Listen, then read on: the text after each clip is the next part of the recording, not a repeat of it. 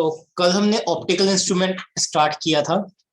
उसमें मैंने simple microscope बता दिया था। सिंपल माइक्रोस्कोप क्या होता है? कन्वर्जिंग लेंस होता है या मैग्नीफाइंग ग्लास कह सकते हो आप इसे। इसकी मैग्निफिकेशन का फॉर्मूला भी मैंने ड्राइव करवा दिया था। कल मैंने इंट्रोड्यूस किया था least distance of distinct vision. बताया था ये नॉर्मल आई के लिए 25 सेंटीमीटर होती है, जहां पे कि हमें इजीली कोई भी चीज दिखाई दे जाए, डिस्टिंक्टली दिखाई दे जाए। देन इसके बाद हमने कंपाउंड माइक्रोस्कोप स्टार्ट करवाया था। कंपाउंड माइक्रोस्कोप में मैंने कंस्ट्रक्शन बता दी थी। कोई बताएगा कंपाउंड माइक्रोस्कोप में कितने लेंसेज होते हैं? सर दो लेंसेज होता है। एक आईपीस जो आंखों के पास होता है, दूसरा ऑब्जेक्टिव लेंस जो ऑब्जेक्ट के पास होता है। ऑब्जेक्टिव लेंस बड़ा होता है या आईपीस बड़ा होता है? Eyepiece sir, eyepiece. हाँ जी, याद रखना यहाँ पे जो ऑब्जेक्टिव लेंस है वो स्मॉल अपर्चर होता है ऑब्जेक्टिव लेंस का, और स्मॉल फोकल लेंथ होता है। जबकि जो आईपीस है उसका लार्ज अपर्चर होता है एंड स्मॉल फोकल लेंथ। अच्छा, ये कंपेरेटिवली बता रहा हूँ मैं, लार्ज और comparatively large focal length. Actually दोनों का क्या होता है? फोकल लेंथ स्मॉल होता है, ठीक है ना। आईपीस का ऑब्जेक्टिव के कंपेयर में फोकल लेंथ ज्यादा होती है, मगर एक्चुअली दोनों ही शॉर्ट होती है, शॉर्ट फोकल लेंथ होती है दोनों की, याद रखना। और तुम्हें पता है दोनों लेंसेज को fitted in a lens, fitted in a tube, and the image is adjusted by rack and pinion arrangement. ये कल मैंने बता दिया था, ठीक है ना भाई। अब आगे इसका रे डायग्राम मैंने शायद कल बता दिया होगा, तभी ये बना हुआ है। तो कल रे डायग्राम मैंने बना दिया था। अच्छे ध्यान दो, रे डायग्राम कम से कम आपको 2 बार बना के देखना है, क्योंकि दिस इज मोस्ट इंपॉर्टेंट। ज्यादातर रे डायग्राम पूछे गए हैं 2 से 3 मार्क्स में, खाली डायग्राम बनाने को कहते हैं एग्जाम में। नो, अब आ जाओ मैग्निफिकेशन कंपाउंड माइक्रोस्कोप। मैग्निफिकेशन आप कैसे डिफाइन करोगे? ध्यान दो, हम क्या कहेंगे? Magnification is defined as the ratio of angle subtended by the final image. तुम्हें पता है फाइनल इमेज ये वाली है। ये फाइनल इमेज आईपीस पे कितना एंगल बना रहा है? मान लो alpha, to the angle subtended by the object. मगर ऑब्जेक्ट को भी कहां पे रखना है? लीस्ट डिस्टेंस पे रखोगे। जब मान लो ये ए डबल डैश था और ये एन हो गया, तो जब तुम इसे मिलाओगे तो ऑब्जेक्ट आईपीस पे कितना एंगल बना रहा है? मान लो बीटा। तो मैग्निफिकेशन जो होगा वो होगा अल्फा बाय बीटा, याद आ जाएगा। तो अगर आप डिफाइन करना चाहो तो magnification of compound microscope is defined as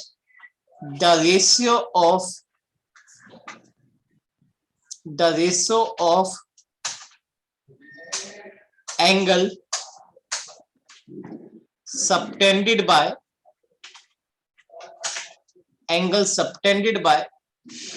the final image on eyepiece to the angle subtended by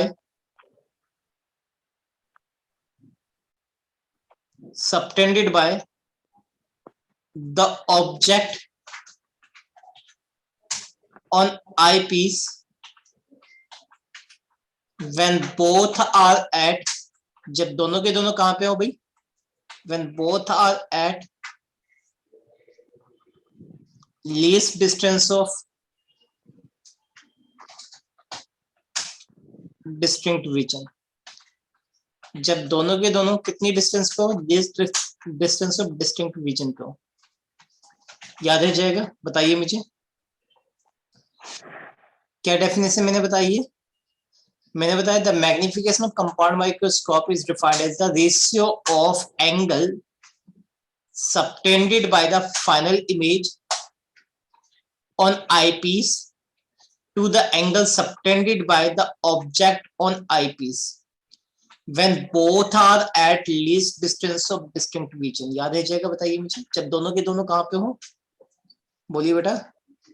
least distance of distinct vision, यानी कि दोनों के दोनों least distance पे जब हो। जब दोनों ही डी डिस्टेंस पे, तो इमेज, फाइनल इमेज कितना एंगल बना रही है टू द ऑब्जेक्ट, कितना एंगल बना रहा है, दोनों का जो रेशियो होगा उसे आप क्या बोलेंगे, मैग्निफिकेशन। दैट इज मैंने क्या बताया, जो मैग्निफिकेशन है, magnification M is equal to कितना बताया मैंने, अल्फा बाय बीटा। याद है जाएगा, बताइए मुझे, alpha by beta. Where alpha क्या है भाई, where alpha is angle subtended by, कौन भाई, subtended by final image and beta is angle subtended by object on, कहां पे भाई, आई पीस पे, दोनों के दोनों आई पीस पे बनेंगे, ठीक है। अब तुम्हें पता है कि सिंस फ्रॉम रे डायग्राम अगर मैं देखूं, आपको पता होना चाहिए फ्रॉम रे डायग्राम, पता होना चाहिए जो अल्फा होगा वो अप्रोक्सीमेट 10 अल्फा की तरह काम करेगा, और यहाँ पे कोई बताएगा 10 अल्फा क्या बनेगा, ध्यान दो 10 अल्फा, ये जो है डिस्टेंस, ये क्या है, A double dash B double dash divided by, इसे नाम दे दो C2, इसे नाम दे दो C1, तो ए double dash B double dash divide by A double dash C2, A double dash C2, पता है ना, परपेंडिकुलर बेस। एंड जो बीटा है वो अप्रोक्सीमेट कितना आएगा, कोई बताएगा, 10 बीटा, और 10 बीटा कितना होगा, ध्यान दो ये बीटा है तो 10 बीटा, ए डबल डैश नीचे वाला है, ऊपर वाला पॉइंट है n, क्या आएगा, ए डबल डैश n अपॉन ए डबल डैश C2, यही होगा ना। अब ए डबल डैश n क्या है, a divide by A double dash C2, ये होगा। नो, पुट कर दो 1 में, पुट इन 1, पुट इन 1, तो मैग्निफिकेशन का फॉर्मूला क्या बनेगा, कोई बताएगा, मैग्निफिकेशन अल्फा, अल्फा कितना है, A double dash B double dash divided by A double dash C2 upon divide by A B divide by A double dash C2। ध्यान दो इस ए डबल डैश C2 से C2 कट गया, ए double dash, तो ये पास क्या आ गया, this is equal to A double dash B double dash divided by A B हो गया। कोई डाउट है यहाँ तक, बताइए मुझे। हाँ जी, कोई डाउट है? No sir. ठीक, तो इस चीज से हो गया। अब अगर मैं निकालू इसे, ध्यान दो ये हो गया मेरे पास m, मैं इसे और ज्यादा सॉल्व करूं तो a double dash b double dash मैं अपनी तरफ से a डैश b डैश से इंटू कर दूं, a डैश b डैश से डिवाइड कर दिया, डिवाइड बाय ए बी तो है ही। ये वाला स्टेप कोई डाउट है किसी को, बताइए। नो सर, मैंने a डैश b डैश से इंटू और डिवाइड कर दिया। ऐसा करने से, ध्यान से देखना फिगर को, ऐसा करने से ध्यान दो ये क्या है, A double dash B double dash है ना, और ये क्या है, ए डैश बी डैश। अगर ये देखो तो ये आई पीस की इमेज हो गई a double dash B dash, और a b a dash B dash क्या हो गया, आई पीस के लिए ऑब्जेक्ट की तरह काम कर रहा है, कर रहा है नहीं कर रहा, बताइए मुझे। इस आई पीस के लिए, इस आई पीस के लिए आप देखोगे तो a dash B dash as a object की तरह काम कर रहा है, यस सर, और a double dash B double dash as a image की तरह काम कर रहा है ना। तो अब ये क्या हो गया, height of image divide by height of object क्या देता है, कोई बताएगा, मैग्निफिकेशन आई पीस का। नाउ अब इस ऑब्जेक्टिव लेंस के लिए देखो तो ए डैश बी डैश क्या करता है, ऑब्जेक्टिव लेंस का इमेज है, और ए बी क्या है, ऑब्जेक्टिव लेंस का ऑब्जेक्ट है। ऑब्जेक्ट। तो अगर मैं देखूं तो इमेज डिवाइड बाय ऑब्जेक्ट, ये इसकी मैग्निफिकेशन होगी, किसकी, ऑब्जेक्टिव लेंस की। तो मेरे पास फॉर्मूला क्या हो गया, m is equal to M O into में एम ही आ गया। कोई डाउट है यहाँ तक? नो। वे एमओ क्या है यहाँ पे, Magnification of एमओ अगर मैं देखूं तो ए double dash sorry a dash B dash divide by a b है, इससे आप पढ़ोगे मैग्निफिकेशन ऑफ ऑब्जेक्टिव लेंस। और एम ई अगर मैं देखूं तो क्या है तुम्हारे पास, a double dash B double dash divide by a dash B dash. ये क्या हो गया, magnification of what, magnification of eyepiece. Now अब बारी बारी में दोनों को सॉल्व करता हूं। इसे नंबर दे दो 1। नाउ ध्यान दो, सबसे पहले फॉर एमओ के लिए, तुम्हें पता है कि सिंस एमओ एक्चुअली कितना है, a dash B dash divide by a b है ना। yes, अब तुम्हें पता है कि since a dash B dash है क्या, अच्छा ध्यान दो, ए डैश बी डैश को आप क्या लिख सकते हैं, कोई बताएगा? final image. देखिए ये था a dash B dash divide by a b, तुम्हें पता है ये छोटे वाला ट्रायंगल और ये वाला ट्रायंगल आपस में सिमिलर है, तो आप इसे लिख सकते हैं a dash C one divided by a C one. क्यों लिखेंगे, क्योंकि triangle a dash B dash C one similar है triangle a b c one के। हाँ भाई बात सही है, यस सर। Yes, सिमिलर है तो आप इसे ये लिख सकते हो। तो दीज इम्प्लाइज आपके पास एमओ कितना आ गया, ammo A dash C one, A dash C one तुम देखो तो ये वाली डिस्टेंस है, ये वाली, ये इमेज की पोजीशन होगी, किसकी इमेज की भाई, ऑब्जेक्टिव लेंस की। और ए सी वन क्या है, ऑब्जेक्टिव लेंस का ऑब्जेक्ट की पोजीशन है। तो आप देखो तो M O A C one, A dash C one कितना है, प्लस का V O divide by minus का यू ओ, यानी कि कितना आ गया, माइनस का V O by U O. Number कोई डाउट है यहां तक, बताइए मुझे। No sir. ठीक, सिमिलरली अगर मैं बात करता हूं फॉर एम ई की, हमें लीस्ट डिस्टेंस की फॉर्म में निकालना है एम ई को। आप ध्यान दो एम ई कैसे निकालोगे, तुम्हें पता है कि M E is equal to कितना है, A double dash B double dash divided by A dash B dash. A dash B dash. आप इसे लिखते हैं A double dash C two divided by A dash C C one. C two, ये दोनों में सी to आएगा, ये वाला लेंस है a dash C two, A double dash C to.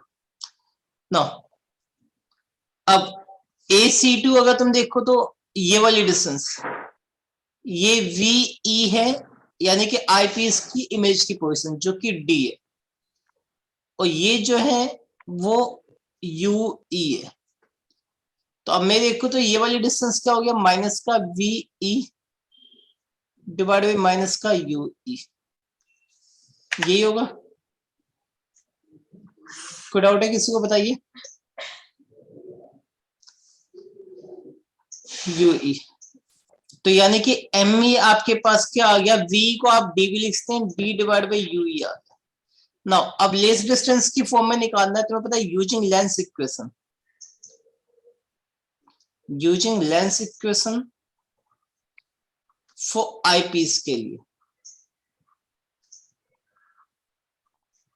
अब अगर मैं आई पीस की लेंस इक्वेशन यूज करूं तो फॉर्मूला क्या होता है, माइनस का 1 बाय यू प्लस का 1 by V is equal to 1 by F होता है।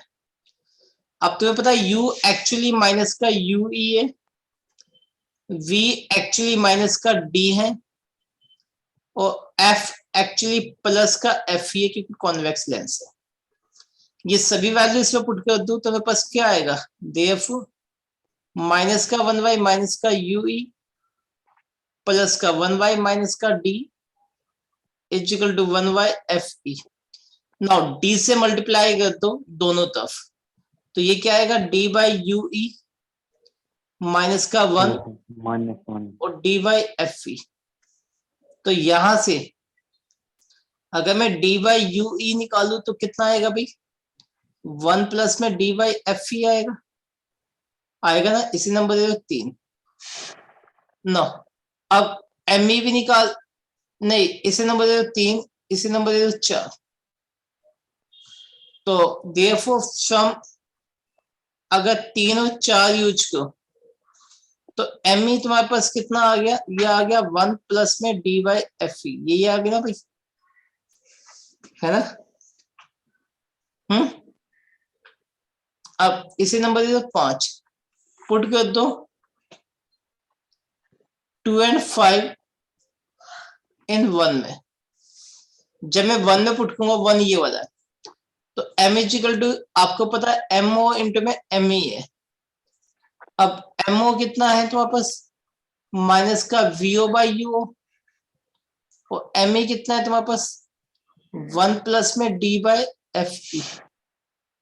तो ऑब्जर्व ये फॉर्मूला आ गया मैग्निफिकेशन का। This is most important, 5 marks में आया हुआ है कई बार। कोई डाउट है किसी को? लिखिए इसे फटाफट। कोई डाउट है किसी को? No sir. तो इसमें में मैग्निफिकेशन हमने निकाला है। अच्छा ध्यान दो, यहाँ पे एक और चीज ध्यान देना, हम चाहेंगे यानी कि 2 लेंसेज यूज करने का फायदा क्या है, ध्यान दो मैग्निफिकेशन कई गुना बढ़ा देता है। अगर इसकी मैग्निफिकेशन 10 है, 10 का मतलब क्या हो गया, ये जो भी ऑब्जेक्ट है उसे 10 गुना बड़ा दिखाएगा। और इसकी मैग्निफिकेशन 100 है, तो ये जो भी 10 गुना बन का है उसे फिर से 100 गुना बना दो, यानी कि दोनों का कंबाइंड मैग्निफिकेशन कितना हो गया 10 इंटू में 100 1000 गुना, यानी कि कंपाउंड माइक्रोस्कोप एक से 1000 गुना बड़ा साइज दिखा देगा। कोई डाउट है? बताइए कोई डाउट है? तो दो लेंस यूज करने का ये फायदा हुआ कि मैग्निफिकेशन कई गुना बढ़ गई आपकी। ठीक है, तो ये ड्राइव हो जाएगा, ये एक बार ड्राइव करके देखना, ठीक है ना। अब इसका अलग से एक केस ध्यान दो नोट्स में। तुम्हें पता है कि मैंने अभी निकाला मैग्निफिकेशन इक्वल टू माइनस का V O by U into में 1 प्लस में डी बाई एफ ई। समझो, आपको ज्यादा बड़ी इमेज बनानी है तो आप क्या चाहेंगे, ध्यान दो, ज्यादा वर्चुअल हो, ज्यादा वर्चुअल के लिए ऑब्जेक्ट जितना इसके पास होगा उतनी बड़ी इमेज बनेगी, और पास होने के लिए वीओ जो है वो अप्रोक्सीमेट इसके इक्वल होनी चाहिए। ये यहां से यहां तक का क्या है length of microscope, V O approximate length के इक्वल होना चाहिए, और दूर इमेज बनाने के लिए जो यू है वो अप्रोक्सीमेट एफ के इक्वल होना चाहिए, एफ ई के। तो मैंने क्या बताया, फॉर लार्ज मैग्निफिकेशन के लिए, फॉर लार्ज मैग्निफिकेशन के लिए जो वीओ है वो अप्रोक्सीमेट किसके इक्वल होना चाहिए भाई, एल के। एल क्या है यहाँ पे, length of microscope, length of microscope. और जो यू है वो अप्रोक्सीमेट किसके इक्वल होना चाहिए, एफ के। एफ क्या है यहाँ पे, फोकल लेंथ के, focal length of objective lens, objective lens के एफ ओ यानी कि। तो देयरफॉर अब देखो तो मैग्निफिकेशन क्या बनेगी भी तुम्हारे पास, कोई बताएगा? माइनस बाई एफ, माइनस का L divide by F F O 1 plus में डी बाई एफ ई। तो आप देखोगे तो दोनों की दोनों मैग्निफिकेशन, यानी कि यहाँ पे देखो तो मैग्निफिकेशन क्या हो गया, inversely proportional to F O भी हो गया, and magnification inversely proportional to F E भी हो गया नहीं हुआ? यस। तो दैट्स वाई, इसी वजह से that's why for making microscope हम दोनों की दोनों फोकल लेंथ क्या लेते हैं, small. That's why for making microscope we use lenses. कौन कौन से, eyepiece and objective lens with small focal length. क्या भी, with small focal length. Small focal length के हम लेंसेज को यूज करेंगे. कोई डाउट यहां तक? तो क्वेश्चन आता है कि why we prefer the lens with small focal length. तो आप बताओगे कि मैग्निफिकेशन दोनों में ही इनवर्सली प्रोपोर्शनल है, एफ के भी एफ के भी. जितना कम फोकल लेंथ होगा उतनी ज्यादा मैग्निफिकेशन होगी. याद रह जाएगा. तो ये दो फॉर्मूले बनते हैं इसमें. एक्चुअल फॉर्मूला तो ये है, मगर जब भी न्यूमेरिकल करोगे तो देखना क्या गिवन है. अगर लेंथ ऑफ माइक्रोस्कोप गिवन है तो आप ये वाला फॉर्मूला यूज करोगे, सेकंड वाला. नाउ ऑल्सो सेकंड नोट्स में ध्यान दो. ऑल्सो आपने देखा कि जो मैग्निफिकेशन आई है वो आई है माइनस का, बीओ बाई यूओ 1 प्लस में डी बाई एफ ई. ये माइनस साइन क्या शो करता है, here नेगेटिव साइन सोच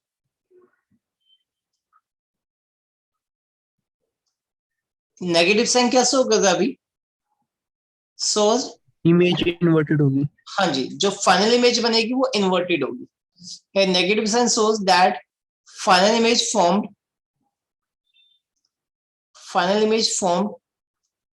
is inverted. इसका मतलब क्या हो गया, जो भी चीज हम माइक्रोस्कोप से देखेंगे वो सभी हमें क्या दिखाई देगी, उल्टी दिखाई देगी. कैसे दिखाई देगी भी, वो इमेज इन्वर्टेड दिखाई देगी, उल्टी दिखाई देगी. तो here negative sign shows that the final image is inverted, which does not matter. जो कि मैटर नहीं करता. क्यों नहीं करता, मैंने भी बताया कि हमें जो भी देखेंगे वो हमें उल्टा दिखाई देगा. तो ये मैटर क्यों नहीं करता, because it is used to see the microscopic particle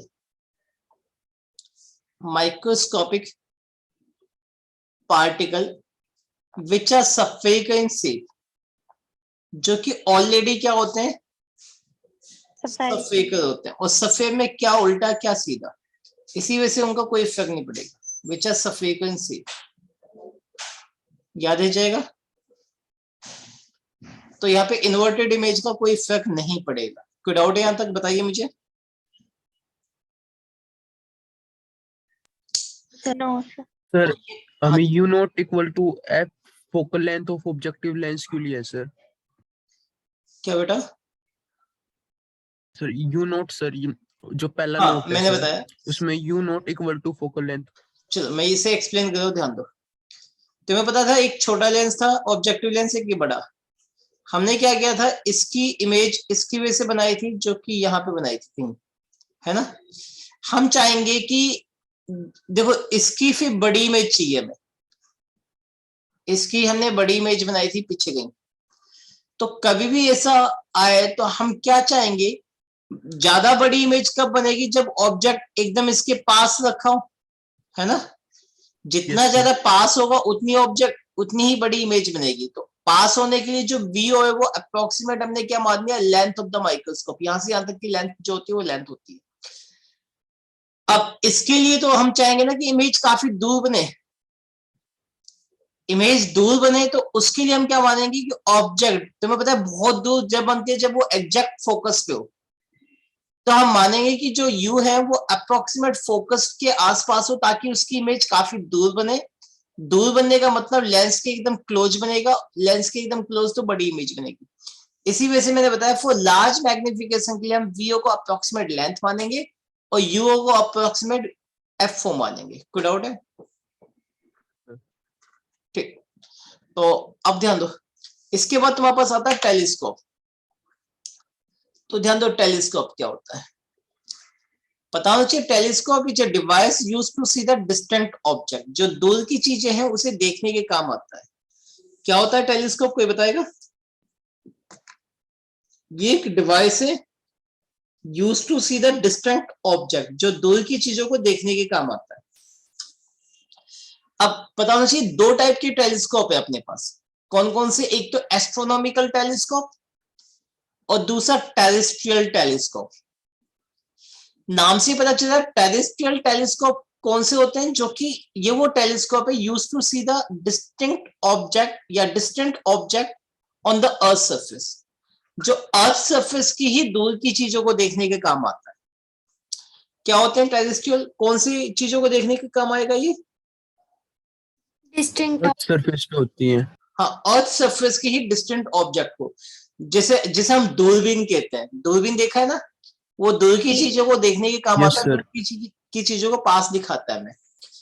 अच्छा याद रखना, इस टाइप के टेलीस्कोप में हम तीन तीन लेंस का यूज करते हैं, तीन लेंस का यूज करते हैं to make the erect image, क्योंकि हमें पता है अर्थ की चीजों को ही देखना है हमें, तो हमें सीधी इमेज दिखनी चाहिए। मान लो मुझे किसी इंसान को देखना है, तो मैं ये थोड़ी ना चाहूंगा कि इंसान मुझे उल्टा दिखाई दे, नहीं ना, हम तो चाहेंगे कि इंसान हमें सीधा दिखाई दे। तो इसी वजह से यहाँ पे तीन लेंस, दो लेंसेज का यूज करके इन्वर्टेड इमेज बनती जाती है। तो हमें सीधा करना है तो तीन लेंसेज का यूज करेंगे। Now astronomical telescope. Astronomical telescope क्या होता है? It is a device use to see the heavenly body from the earth surface. किसे देखने के काम आता है, कोई बताएगा? Heavenly bodies in deep space. Heavenly body को देखने के काम आता है फ्रॉम द अर्थ सरफेस से, ठीक है। लाइक कोई प्लेनेट देखना हो, कोई मून देखना हो, तो हम एस्ट्रोनॉमिकल टेलीस्कोप यूज करते हैं। अब पता होना चाहिए एस्ट्रोनॉमिकल टेलीस्कोप भी दो टाइप के होते हैं टेलीस्कोप। एक होता है रिफ्रैक्टिव टाइप टेलीस्कोप, जिसमें कि लेंस का यूज करके बनाया जाता है। दूसरा रिफ्लैक्टिंग टाइप टेलीस्कोप, जिसे कि मिरर का यूज करके बनाया जाता है। कोई डाउट है? दो टाइप के एस्ट्रोनॉमिकल टेलीस्कोप। अच्छा ध्यान दो, अपने सिलेबस में खाली एस्ट्रोनॉमिकल टेलीस्कोप है, terrestrial not in syllabus, not in CBSE syllabus, याद रखना।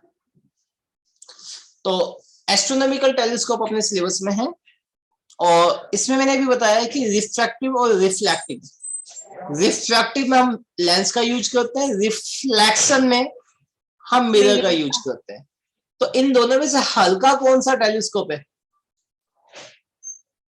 लेंस या मिरर वाला? मिरर वाला।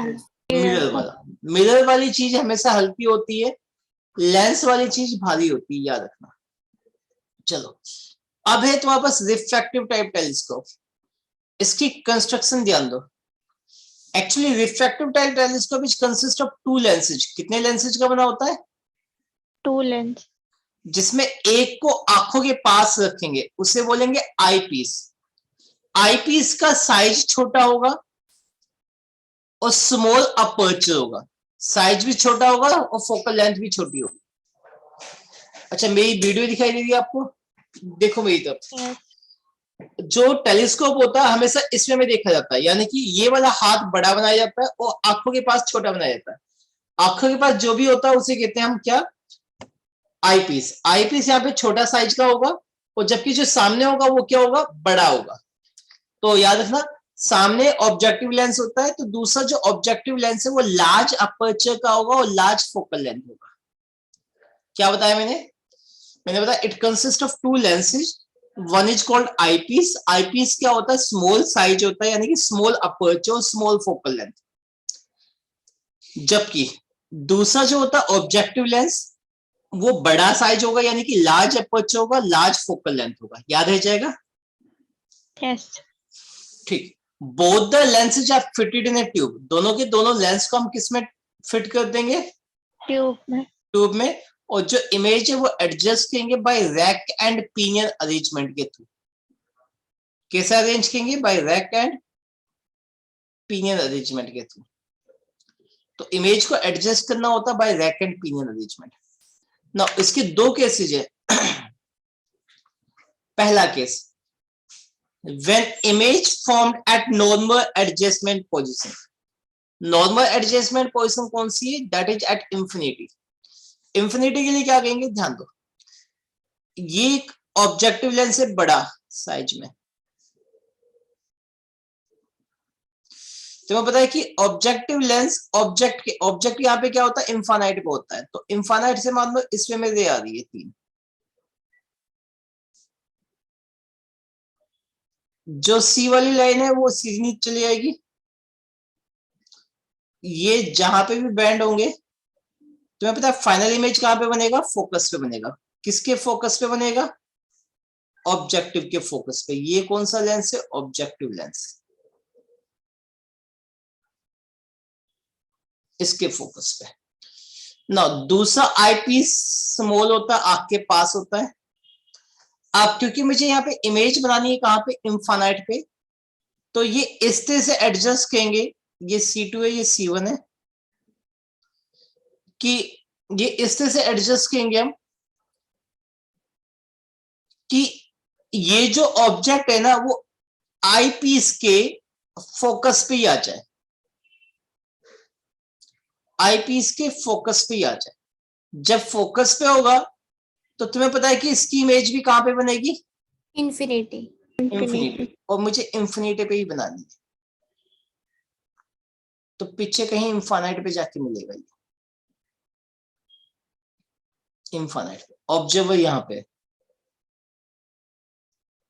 समझ में आ गया, कोई डाउट है? हाँ जी, कोई डाउट है? No sir. ऑब्जेक्टिव लेंस में जो फोकल लेंथ होती है हाँ, वो लार्ज होती है, कंपैरेटिवली लार्ज होती है। नहीं नहीं, लार्ज होती है, यहाँ पे फुल लार्ज है, कोई कंपेरेटिव नहीं है। दोबारा से सुनो, आई पीस यहाँ पे छोटा साइज होगा, small aperture and small focal length, जबकि ऑब्जेक्टिव लेंस यहाँ पे बड़ा अपर्चर यानी कि लार्ज अपर्चर और लार्ज फोकल लेंथ होगा। याद है जाएगा? Yes sir. देखो बड़ा साइज क्यों लेते हैं, ये क्वेश्चन भी आया हुआ है, why we take the large aperture in telescope. तो पता है टेलीस्कोप में दूर की चीजों को देखने के काम आता है, इनफाइनाइट पे रखी हुई चीज, हेवनली बॉडी। जितना बड़ा साइज होगा उतनी ज्यादा रे इसके ऊपर फॉल करेगी, करेगी नहीं करेगी, बताइए? Yes sir.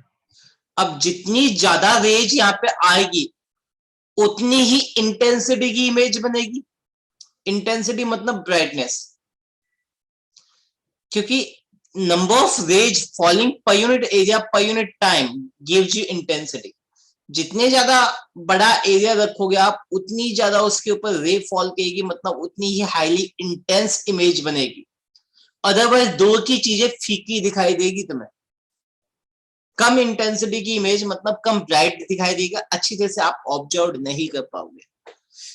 तो कोई भी बताएगा अपर्चर, ऑब्जेक्टिव लेंस का अपर्चर बड़ा क्यों लेते हैं हम, क्या रीजन है?